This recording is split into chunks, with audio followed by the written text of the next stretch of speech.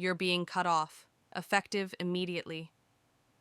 My mother said it with the same tone she might use to complain about the weather. Not angry, not vindictive, just definitive. Like the decision had been made a long time ago, and this was merely a formality. The lobster bisque hadn't even been cleared from the table. The Mitchell family dining room was as grand as ever, floor-to-ceiling windows overlooking a snow-dusted garden, an oil painting of my great-grandfather judging us all from the wall, and a chandelier my father liked to mention was shipped from Vienna. It was the kind of place where decisions about empires were made over soufflé, and tonight, apparently, my exile. I blinked, trying to keep my face neutral. Sorry, what? You've made it clear, my father said, swirling his scotch without meeting my eyes, that your lifestyle and choices don't align with Mitchell family values. We can't, in good conscience, continue subsidizing a path we don't believe in. My pulse thudded in my ears. I haven't taken a cent from you since I was 22. That's not entirely accurate, he said smoothly. There's the trust, the yearly distributions, the estate access, the family accountant still files your taxes. I never asked for any of that. Emily, my perfectly groomed sister, leaned forward with the kind of sympathy only someone who's never lacked anything could manufacture. Claire, it's not punishment. It's a reset, a wake-up call. Josh, my older brother, chuckled. And honestly, it's probably overdue. I looked around the table, the same table where my father once praised Josh for closing a $20 million real estate deal, where Emily's law school acceptance was toasted with Dom Perignon. The same table where my own achievements, MIT, building my own tech prototype, signing with hospitals, were brushed aside as cute. I knew I wasn't their golden child. I just didn't expect them to throw me out so publicly. Aunt Diane shifted beside me, her hand brushing mine under the table. She didn't say anything. She didn't have to. This is because I didn't follow your script, I said slowly. Not because I failed. My mother tilted her head. Sweetheart, you're 30 next month. You don't own a home. You're not married. You don't even have a proper job title. Still with that? What is it again? Health app. It's a healthcare optimization platform, I said sharply. SecureWell. We work with hospitals to... My father waved his hand. Let's not get into the weeds. This isn't about the details. It's about trajectory, legacy. You've had your fun. Now it's time to grow up. The nerve. The sheer audacity of it. I had bootstrapped a company from scratch. I had employees, clients, real traction, all without their money, their name, their network. But in their eyes, because I hadn't married a hedge funder or joined a consulting firm, I was still playing in the dirt. I exhaled through my nose. So what exactly does cut off mean? Josh jumped in, always eager to play finance expert. You'll no longer receive the quarterly trust payouts. The Cape Cod house is no longer available for your use. Your name is being removed from the family estate plan. And of course, future inheritance is contingent on conforming, Emily finished sweetly. Conforming, I repeated, letting the word settle like poison on my tongue. We're trying to protect you, my mother said. No, I said. You're protecting yourselves, your image, your comfort. My father's voice dropped a decibel. It's final, Claire. Good. That was the moment I felt something shift. The burn of humiliation cooled into something cleaner, sharper, purposeful. I was about to say something I'd been holding in for years, when my phone buzzed against my thigh. Once, then again, 3 times in quick succession. Alicia. She knew never to call during family dinners unless it was urgent. I glanced at the screen. One word glowed on the lock screen. Confirmed. I stood up. Excuse me, my mother frowned. Claire, we're in the middle of... I need to take this. I stepped away from the table and answered, trying to keep my voice steady. Alicia? We got it, she said, breathless. SoftBank is in. $40 million pre-IPO. Valuation just crossed $100 million. I stared at the ancestral portraits on the wall, heart thudding. Say that again? We're officially a 9-figure company. You did it, Claire. Something behind my eyes stung. I blinked it away. Thank you. Schedule the board call for tomorrow, and tell legal to move. I hung up. The room behind me had fallen quiet. My father cleared his throat. "Everything all right?" I turned back to them, all eyes now on me, curious, suddenly unsure. "Yes," I said, slipping my phone into my clutch. "It's just my little health app. We just closed a $40 million investment. Company's valued at $100 million. Goldman Sachs is leading our IPO." Dead silence. Emily's fork clinked against her plate. Josh's mouth hung slightly open. Aunt Diane choked on her wine and started laughing, and I, after a lifetime of being dismissed, diminished, and disrespected, smiled. It wasn't wide or smug, just enough. "Don't worry," I said, folding my napkin. "I'm officially self-sufficient now. You don't need to cut me off. I already walked away. If you've ever been overlooked after giving your all, type 1 in the comments. You're not alone." Subject: Urgent. Your face is on the homepage of TechCrunch. That was the subject line blinking on my phone at 7:08 a.m. the morning after the dinner. I sat up in bed, blinking against the Boston sunlight bleeding through the windows of my South End loft. My inbox had exploded. 53 unread emails, dozens of Slack pings, a few messages from hospital partners. And yes, TechCrunch had run the story. SecureWell raises $40 million from SoftBank, eyes $100 million plus IPO in healthcare revolution. The subhead hit harder. Claire Mitchell, founder and CEO, quietly builds a unicorn while family watches in silence. I hadn't even sent out a press release yet. Alicia, my COO, later admitted the journalist had been tipped off by one of our Series A investors, who'd been waiting for the perfect time to push the story live. I couldn't even be mad. I checked the mirror. Yesterday's eyeliner was still faint on the edges of my eyes. I hadn't slept much. My body was exhausted, but my mind was electric. I made coffee. Ignored 4 missed calls from Josh. Declined a FaceTime from Emily.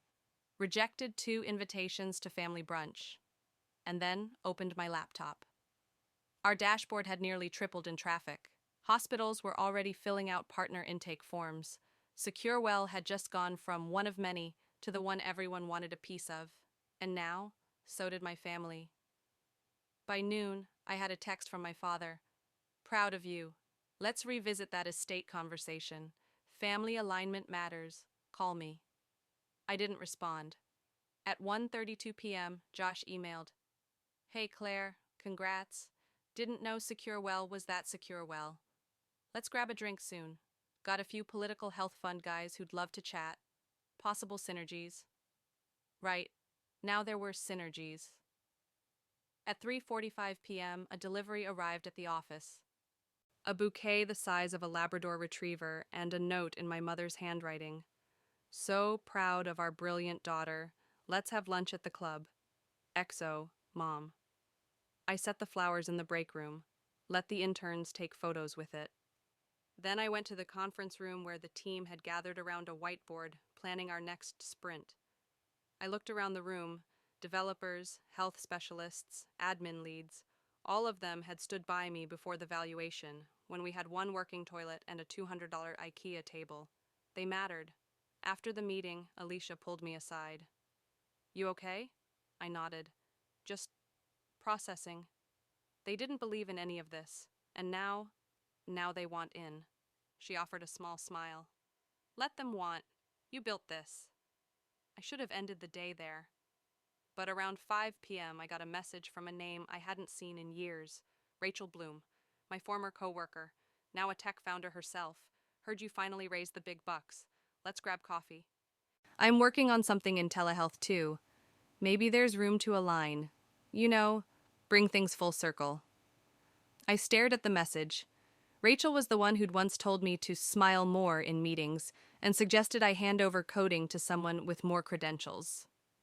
She also once took an early draft of my optimization framework and pitched it to a competitor under her name. Back then, I didn't have the proof or power to stop her. Now I did. I ignored the message, but that wasn't the end of it. At 7:22 p.m., Alicia forwarded an internal alert. "Unusual IP activity detected. Admin-level data access triggered on R&D folder. Source unknown." It wasn't just a server glitch. Someone had breached our file system, accessing documentation on our hospital matching algorithm, the same logic that was now our IP cornerstone. I locked eyes with Alicia. No way that's accidental. No, she said.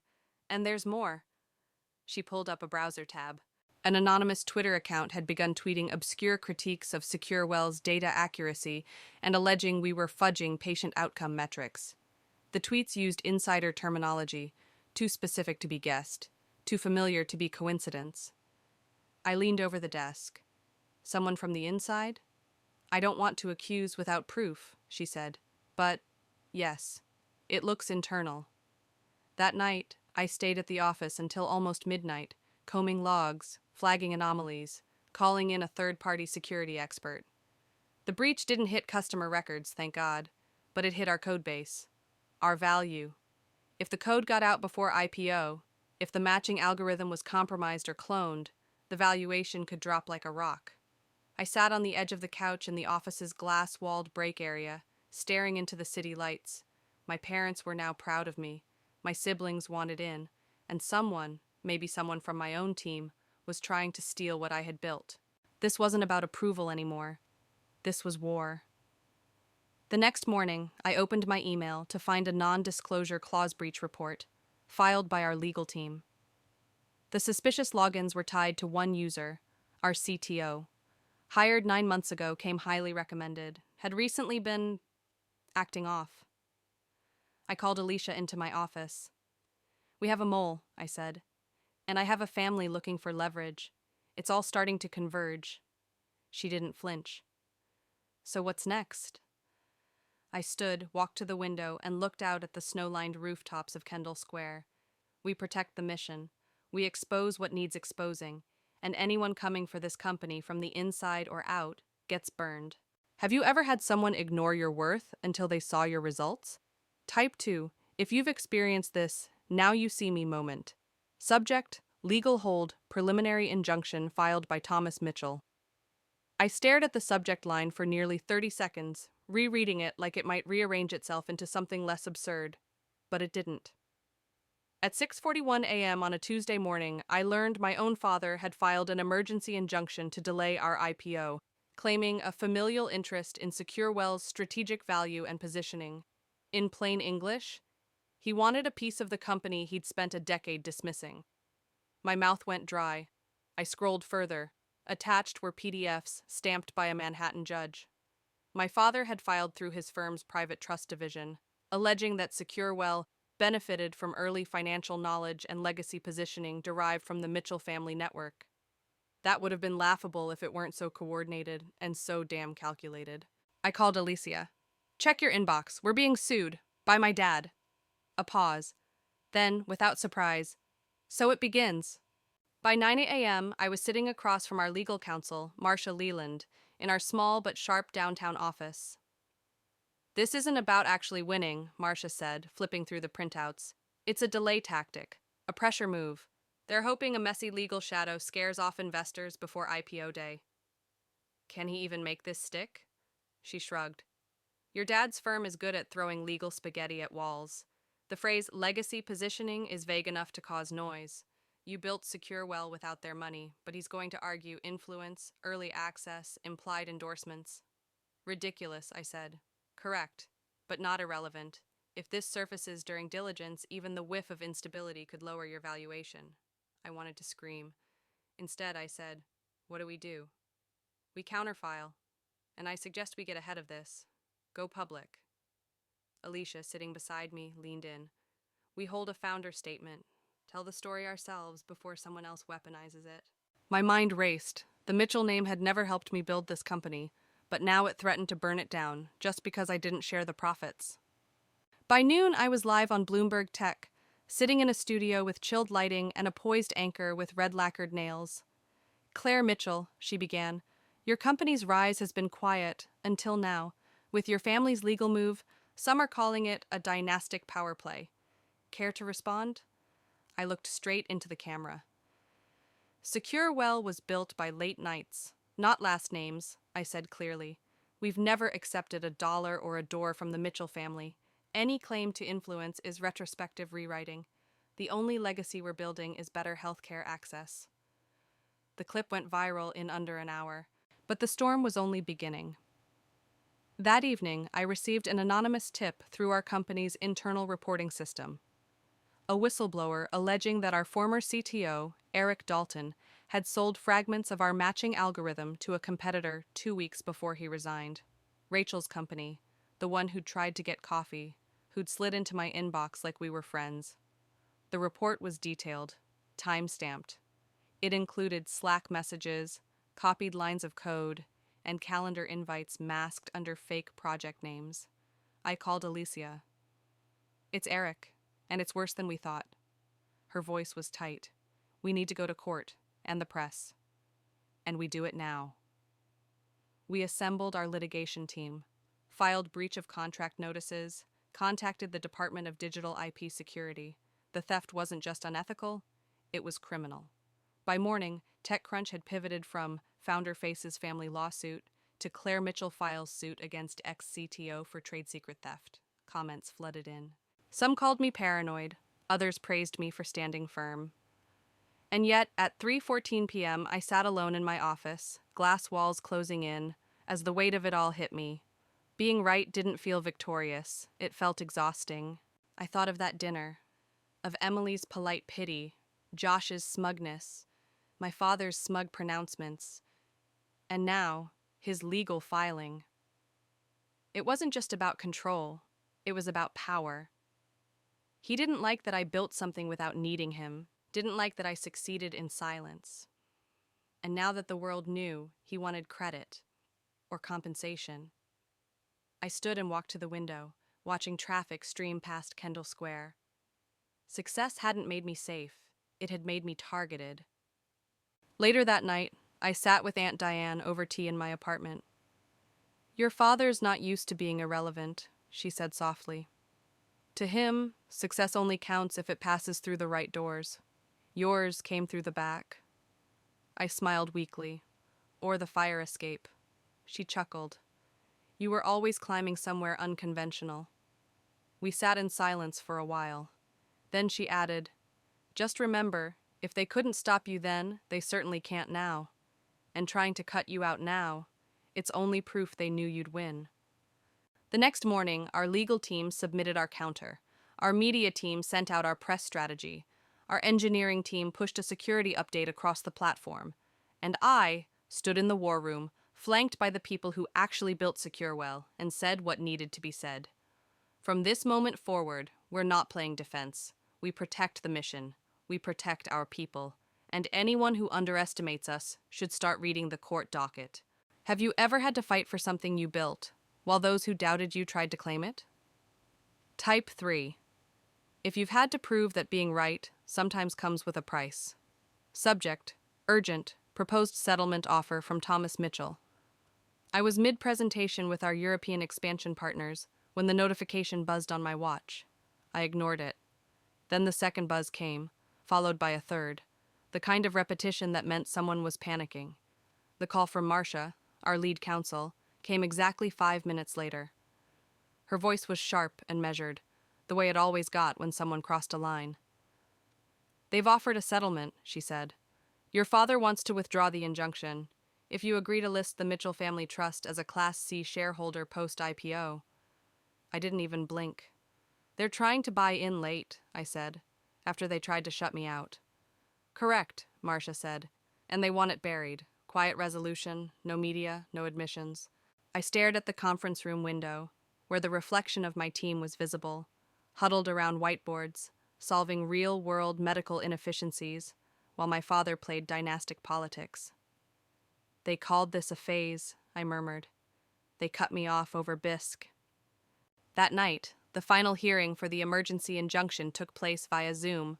COVID-era formality still lingered in legal proceedings, and watching my father appear in a tiny square on my screen, hunched in a silk robe in his Manhattan study, felt surreal. His lawyers argued that family legacy implied a non-financial stake, that SecureWell had grown in part due to Claire Mitchell's access to the Mitchell name, and that legacy obligations came with that. I responded with records, emails, texts, proof of being dismissed, mocked, told to stop playing with computers at 17. We submitted a sworn statement from Aunt Diane. My closing statement was short. You don't get to mock a seed and then claim the fruit. The judge didn't take long. Injunction. Denied. All claims? Rejected. Legal fees. Their responsibility. The screen blinked black, and just like that, the Mitchell name had no say in my company's future. The IPO launched 1 week later. It was the kind of day founders dream of and secretly dread.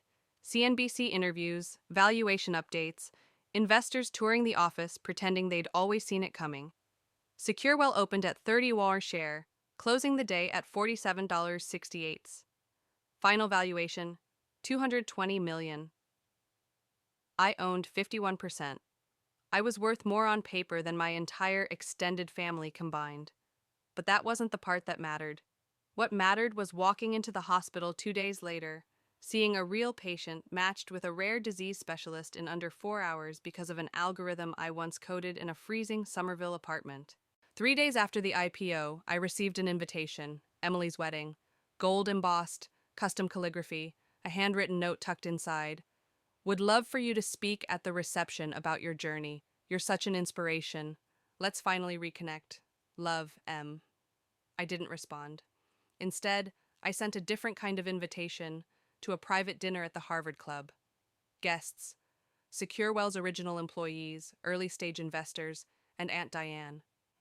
That night, over candlelight and laughter, I made the announcement. I'm starting the Mitchell Innovation Foundation, I said. $20 million dedicated to girls in STEM, especially healthcare tech, coding boot camps, scholarships, mentorship, seed funding, for those told they don't belong. The applause was real, the emotion louder than any stock price. And no, I added, my parents aren't on the board. Of course, they still tried. 2 weeks later, I received another message from my mother. Darling, your father feels terrible. We're planning a legacy dinner next month. We'd love to toast SecureWell and honor you properly. Honor me properly? They had 25 years to do that. I sent a reply through my assistant. Claire is unavailable. She thanks you for the interest, but declines the invitation. SecureWell's legacy is defined by its impact, not its bloodline. I did attend one family event, Christmas, for Aunt Diane. I stayed for 90 minutes, brought my own champagne, wore a dark green Dior jumpsuit my mother couldn't stop staring at. My father cornered me near the piano. You proved me wrong, he said. That's hard for me to admit. I looked at him, not angry, just done. I didn't build this to prove you wrong, I said. I built it to prove myself right. He nodded slowly, like a man realizing too late he'd underestimated the only person who ever dared walk a different road. I suppose, he murmured, you're the new Mitchell legacy. No, I said. I'm the only Mitchell legacy that matters now. The most unexpected moment came weeks later at a Boston high school, where I was speaking to a room of girls in oversized hoodies and overgrown dreams. One raised her hand and asked, "What if my family doesn't believe in what I'm doing?" I paused, then answered, "Believe in yourself louder, and build something so real they have no choice but to see it, even if you don't invite them in." She nodded, wrote it down, and just like that, I knew everything had been worth it. Have you ever taken back your story from the people who tried to write you out of it? Type 4 if you're writing your own legacy now.